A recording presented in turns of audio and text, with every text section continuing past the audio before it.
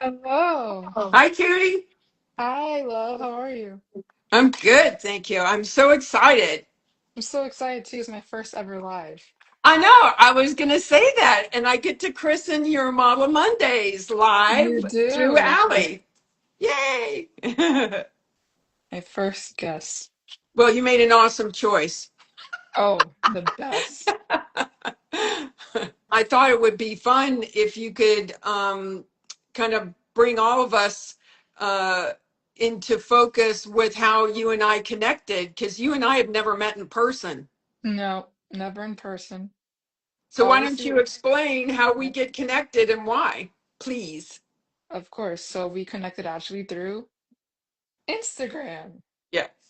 I like mustered up the courage to reach out to you about advice, and you recommended to me books to read, like Model Manifesto, and now you also recommended more books to read, which I will get into. Yeah.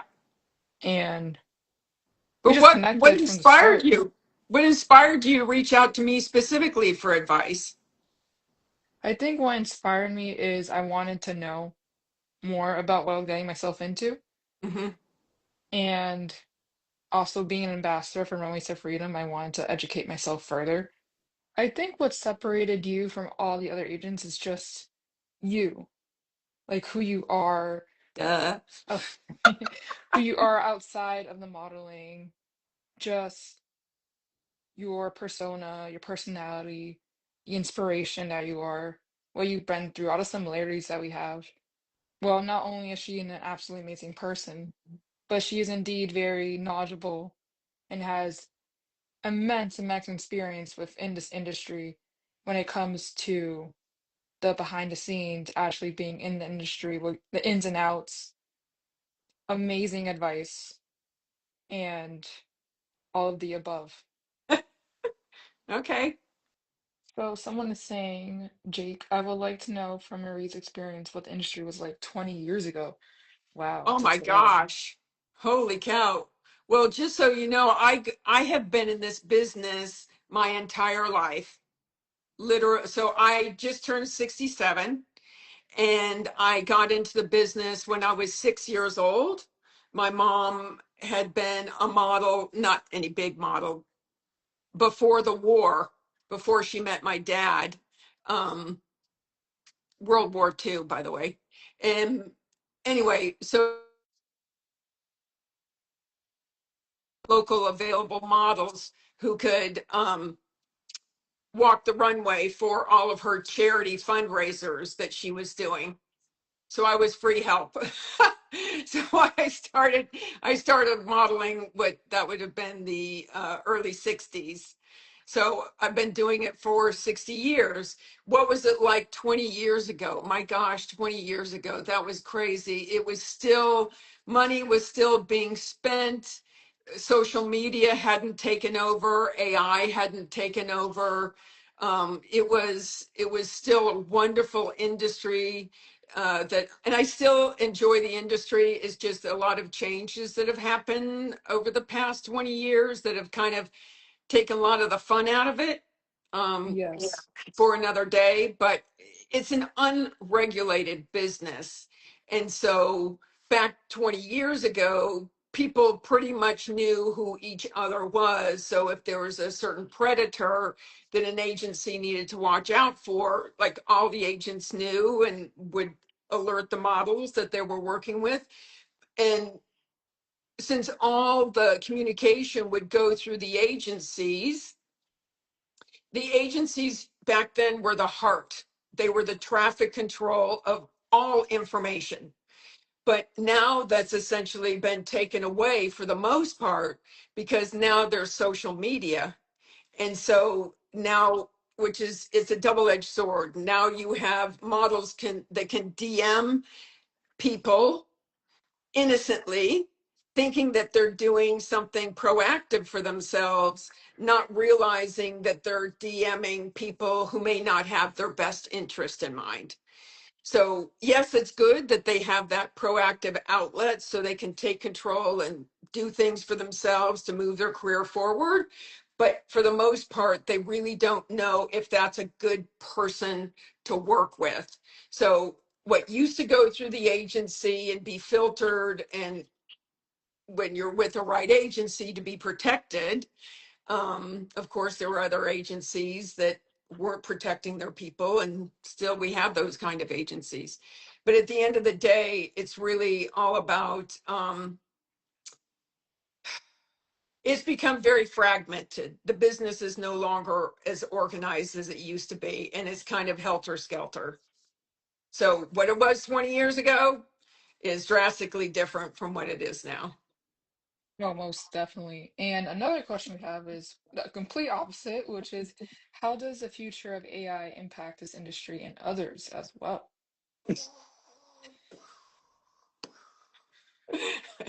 Impact, there's got to be it's more like a nuclear explosion into the industry. I don't know if anybody's been paying attention, but most recently, just this week, there's all this commotion around the hot new actress, the hot new AI actress, and how there are agencies that are fighting to represent this AI actress. She's not a human being, but agencies are fighting to represent her. Like, there are so many brands that are now utilizing AI, and by those brands using AI, they solve an immediate problem where they're saving money and they don't have to worry if the model is going to show up on time, or if they're going to have a great attitude, et cetera, et cetera, not to mention saving money. But what ends up happening when clients incorporate AI into their shoots, that eliminates the hairdressers, the makeup artists, the wardrobe stylists, the photographers, the production coordinators. Like, there's this long list of people who are now out of a job as a result of AI being utilized. So we've never been where we are now. It's like uncharted territory. So I can't pretend that I have an understanding of what's going to happen next, because every time I turn around, there's something weirder happening in the business. Like, what was it? Vogue, September Vogue, they used the first AI image, a guest campaign. And that was the first time Vogue had received an AI ad. It's like, come on, Vogue. Like, Folks should know better. it's like blasphemy. But business is changing, and we all have to Yeah. pivot. We all have to get ready for it, be prepared, and just try to beat the computer if we can, with how we um, create brands ourselves to compete globally. Yes. It's a lot of hoopla Yeah. of all this AI stuff, and it just keeps getting like we just have to stand our ground. Like, I think they also use AI models for a storefront, which Oh, people are yeah. complaining Yeah. about. That's been happening now for a while. I went to see several months ago. IMG had this incredible, it was a whole, was it Louis Vuitton? I can't remember which brand it was, but it was a whole entire corner of this gorgeous building was one AI modeling moving in front. It's like, okay, we can't compete with that. So how are we going to Yeah. compete? We have to, it's just like a fighter in the ring. You have to pivot and you have to learn, okay, what's that fighter doing? What are their strengths? What are my strengths? What are their weaknesses? What are my weaknesses? And try to just keep fighting if Just you want keep to stay in the fighting. business. Most definitely. So we have what's your best advice on combating everything these young up-and-comers have to face? Going back to mental health. I know that sounds like a real general term, but what I have personally found after professionally being in the business for 40 years is how often people give up their power.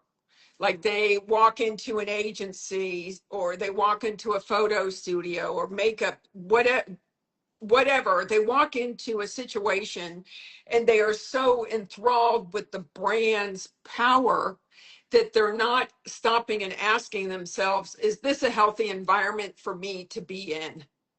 I think one of the most important lessons I learned many years ago is that it is as equally important to say no to opportunities as it is to say yes.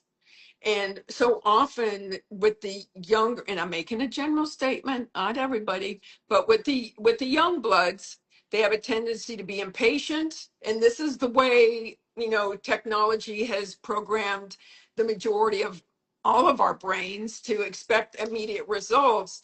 But that's not how this business works. You might hear about 1% of the people becoming, a Vogue cover model overnight, but it's not like that in a common way. So mental health, being proactive, taking care of themselves, not putting themselves into dangerous situations. For example, if a photographer says, hey, meet me at my hotel at midnight, don't tell the agency. Hello, come on. If something like that's going to happen and you think, oh, he just wants to be my friend, then you don't belong in this business because you're not mature enough to see that that is a shady character. And anytime anybody says, don't tell the agency, that's when you need to run in the other That's the direction. red flag. Yeah. Yes. Should know better. Okay, so they're saying you are awesome, which is a given. Oh, thank you, whoever you are. And Jake. And he also asked, aside from the mental health aspect, what's your best piece of advice you give to anyone working in industry today? To understand, to think of it like this, and it sounds like a very simple concept, but it truly needs to be this way. Everything to make you successful is on your shoulders, not the agency's shoulders. And back 20 years ago, yeah, the agency was doing all the work, all the management, doing everything for that model. But now in this economy, and I'm not getting political, I'm just stating fact, and it's not just here in America, having a challenging economy is throughout the world. So you have to be very proactive, very business minded. You have to increase your skill set, that you're diversified and how you bring added value into whatever studio, whether it's video or it's print or whatever it is. You have to have something interesting. You have to have a story. What is your story?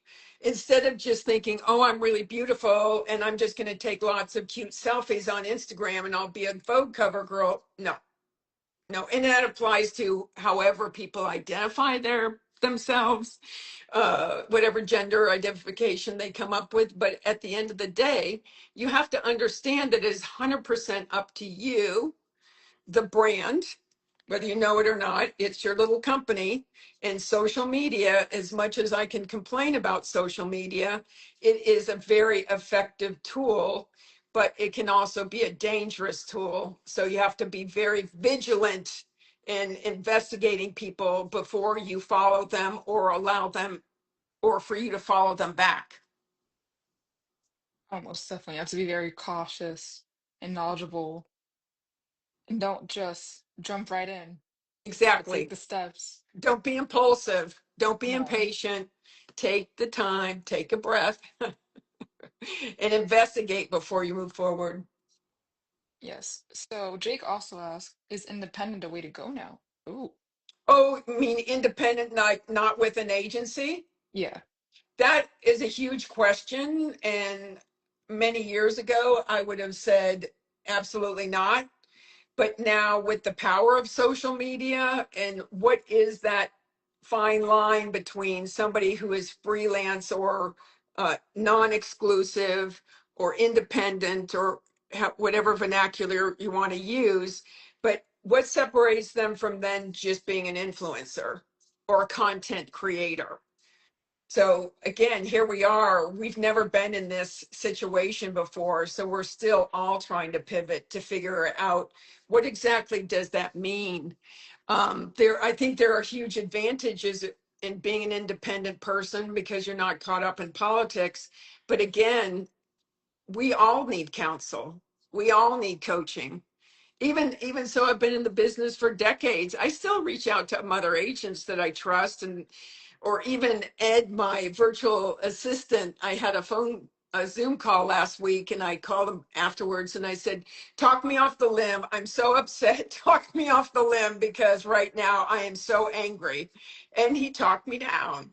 So you need people around you that are positive and encouraging, loving, nurturing, and that really do know what they're doing.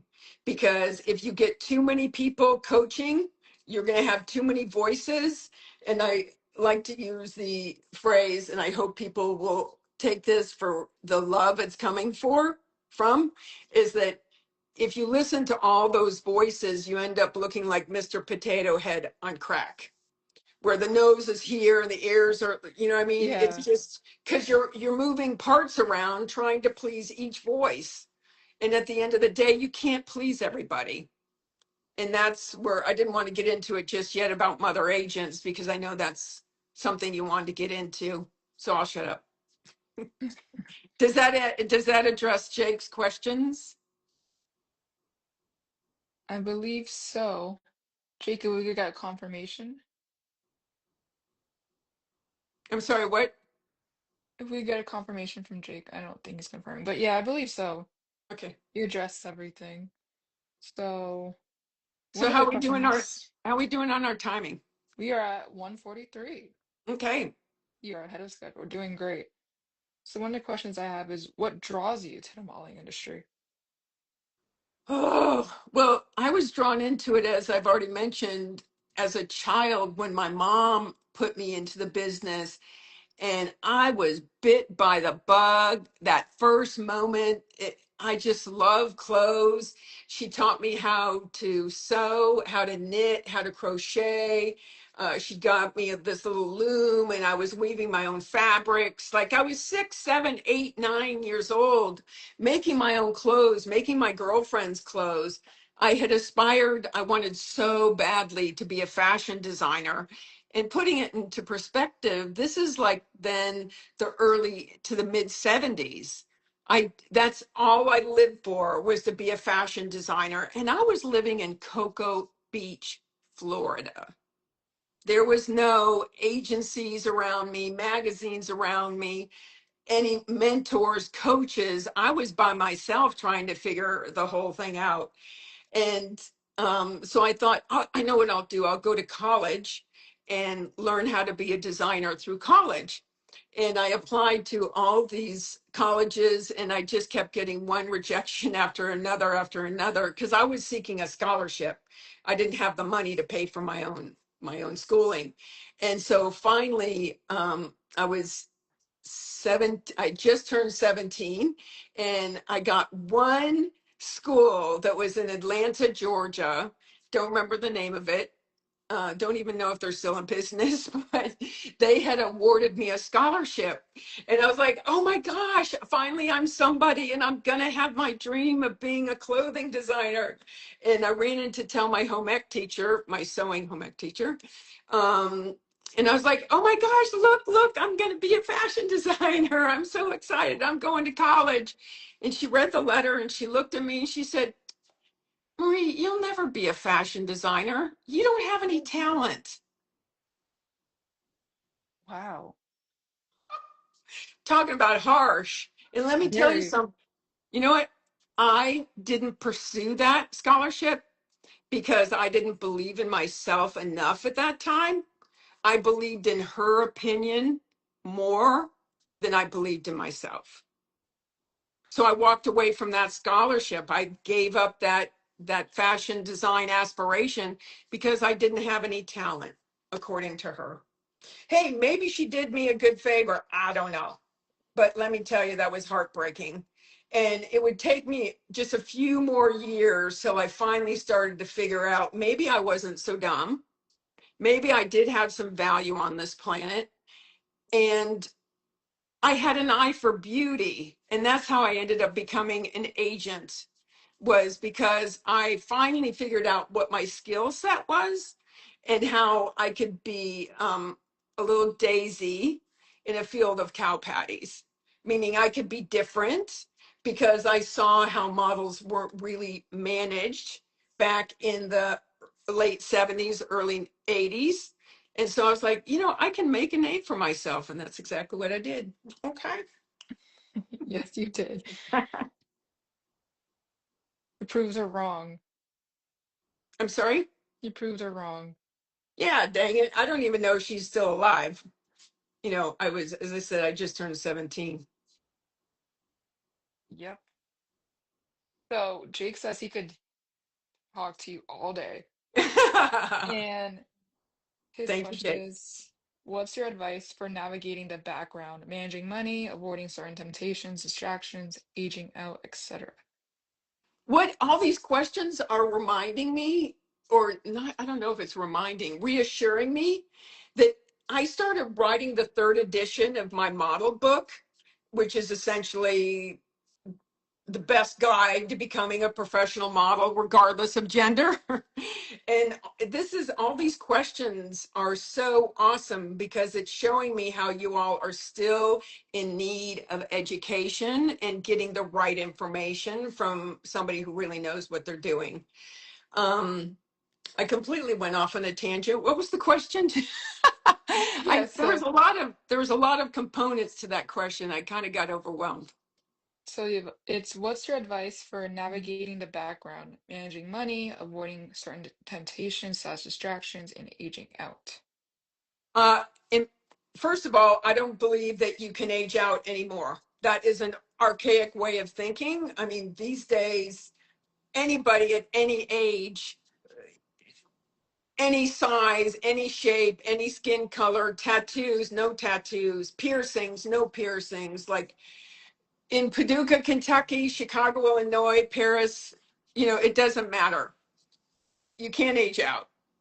Now, you can become unprofessionally faded out because you have nothing to contribute to the business. But I want to get back to, so mental health is number one. And then number two, in my opinion, would be finances. What I find fascinating is I had mentioned I'd written two other books called Model, and I'm not trying to sell them. They were sold out decades ago. The first one I wrote in 1989 that had Cindy Crawford on the cover, one of my discoveries a long time ago. Yes. And then the second book, I think, came out in 2000. That was with a beautiful other discovery, Jessica Mills. Um, and there were 10 chapters. And the last chapter was finances. And I can't tell you how many times people would stop me or be at conventions, signing or whatever. And people would come up and say, "Oh, I've read your book cover to cover. Thank you so much. You've given me such invaluable information." And I'd say, "Did you read the last chapter on finances?" "Oh, no, I didn't read that. That was boring." Oh, come on. It's like, I'm sorry, the accountant didn't write a more entertaining financial chapter. But finances are absolutely crucial because if you're not managing your money when you're starting out, how can you possibly manage your money as you get older and become more successful? What's that expression? More money, more problems. Yes. Ever heard that before? Forgive me, I forget who said that. But the point being is that people have to understand that managing money is 100% critical in creating a strong foundation for a company. I love that. Especially, it may be boring, but it is important. Yeah, So you have to it is read. imperative. So when my third edition of Model comes out, y'all got to read the chapter on finances to empower yourselves because without it, it's just a one-way ticket down to failure. Most definitely. So we covered some of these questions. So, guess we could circle back to what is the importance of a mother agent? Okay, what is the importance of a mother agent? Which can be very confusing. First, what is a mother agent? And in my opinion, everybody's going to give a different metaphor, but in my opinion, a mother agent is like the head coach of your team. So of your modeling or entertainment or whatever team. And that individual is the one that helps you with everything from giving you guidance with your money management, giving you guidance with your haircut, makeup, digitals, who's shooting them, which photographer is going to start working on your portfolio with it, and then which agencies to submit you to, what country, what timing, how emotionally available are you, what kind of finances do you have? Like, all of that should be immersed in constant conversation. So the mother agent, as the head coach, will then place you, let's say it's a soccer team. Your modeling or entertainment company is a soccer team. Well, as a mother agent, then I have the responsibility of placing you with other agencies worldwide. And so, how I get my money back, the model pays me nothing. I get a commission from each of the agencies that then give me a commission back after you have worked. Now, mother agent is a head coach, in my opinion. Like, we're responsible for everything. Now, what can be confusing is that you can have a mother agent inside of an agency, right? So the model is under contract. Let's say it's IMG. So the model is under contract with IMG, New York, and IMG is the mother agent. They are now that model is now under contract with IMG, and yet IMG might delegate one human to act as the mother agent to do everything that I mentioned. However, if that one agent leaves IMG, you're still with that contract. And now you have to figure out through the agency who's going to be that second point person to take over your career. So you can have a mother agent that is an actual agency, and or you can have a separate independent mother agent that does not book inside of an agency, like say somebody inside of IMG would do. And then somebody like me, we're independent. We're like Switzerland, we're neutral. In that when we're counseling our model, we're not counseling that model with the filter of, okay, what's the best for IMG for this model? All we're concerned about is, as an independent mother agent, what's the best for my model with no politics involved. Now, IMG is a phenomenal agency. I mean, any model would be happy to have them as their mother agent. So it just depends. Every model is different, every agency is different, every mother agent is different. So it's kind of complicated. But at the end of the day, just know that a mother agent is critical to manage your career. And if they aren't helping you with all the finer details that you need to be covered, then you might not have the right person. And I'll give you an example. I'll just give you an example. I'm not going to use names or anything, but because I'm not trying to call anybody out on the carpet. But a few years ago, I was maybe 3, I was at a modeling convention, and I met this tall, very thin, beautiful young lady in Los Angeles. I offered her a contract as a independent mother agent. She didn't come with me, which is fine. She chose to go with another mother agent, and a year later, she contacted me and said, you know, they haven't done anything for me.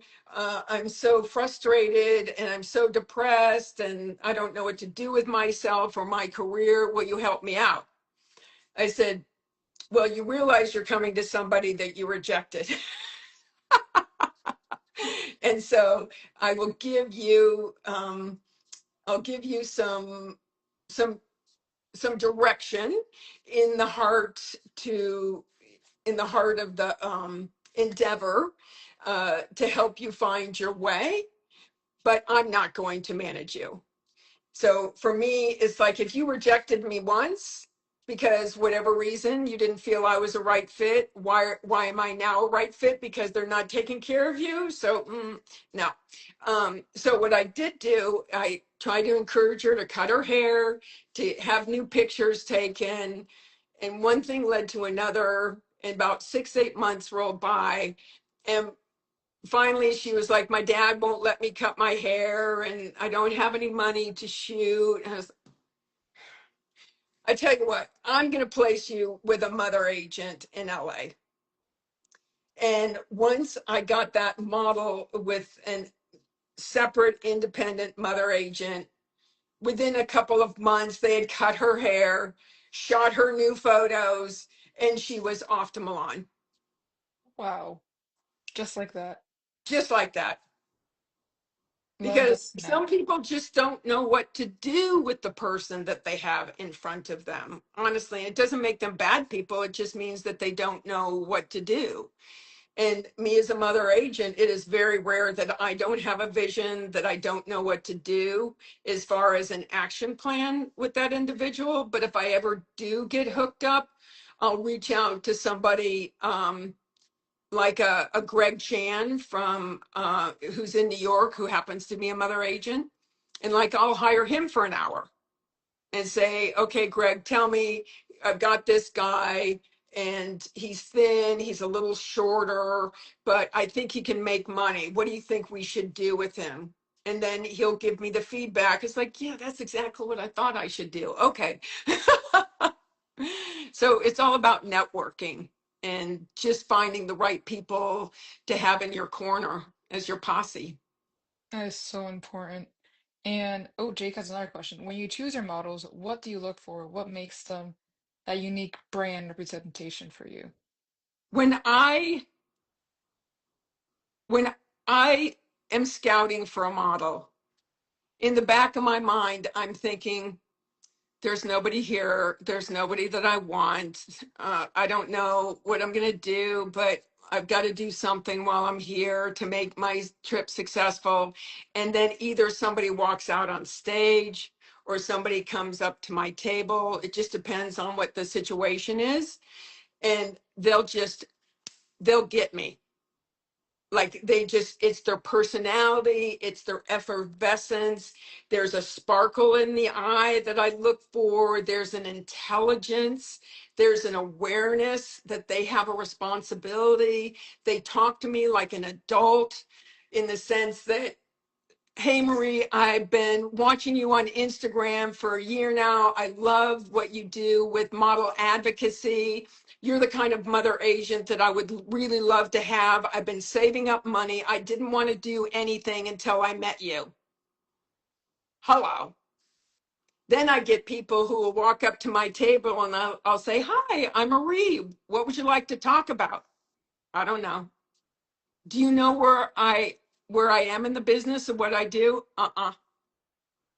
What did you want me to do for you? I don't know. Can't you just tell me? Wow. Wow. Hello? Are Time you is in there? flying by. I think we have time for one more question. Okay. So back to the model advocacy. What is the Fashion Workers Act and why is it so important that it was passed? That is a massive question. And I'm not complaining. I'm just saying that Sarah Ziff and the Model Alliance are phenomenal, phenomenal miracle makers in our industry to create safer work environments. So I would encourage people to go to their website to read more about that, to understand how not only advocating, but literally have been changing laws. Now, keep in mind, the laws of New York are very different from all the other states. And so far, Sarah has changed laws in New York and Los Angeles, which is amazing. But then all the other states still don't have those same supports and those same laws or regulations to help those states. I'd say give her time, she'll be doing it. But for now, that particular law that just got passed is something that people need to read up on.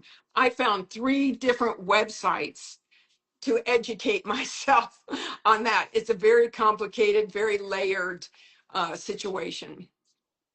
But the Model Alliance, everybody should be following, and Sarah Ziff, who is the founder. She's amazing. She really is. And especially New York, the mecca of all things Yeah. modeling. Wow. It's 2:01. 201. Oh, 2:01. Time flies okay. by when you're having fun. Well, we had talked about this only being a half an hour, so we didn't talk everybody's ears off. So I Hope guess we everyone should, enjoyed. yeah. And is next Monday your next event? Model Monday, 1:30 Eastern Standard Time. You'll be interviewing some other fabulous individual. Well, availability permitting. If not, Okay. it'll just be little old me. All right. Well, you'll tag me in a story and I can repost it. Great. Thank you so much, Marie, for doing this and all It's your been my insight. pleasure. And I hope everyone's questions have been answered. People can DM me if somehow they didn't get their concerns addressed. But in the meantime, y'all have a good day. Be safe. Count your pennies. And Yes. don't go to hotel rooms at midnight Number to one meet advice. photographers. I'm sorry? Number one advice. Yeah. All Take right, care of sweetheart. yourself. Thank you so much for this. A I pleasure. adore God you. bless everybody. Ditto. Bye, everyone. Take Bye. care. Ow.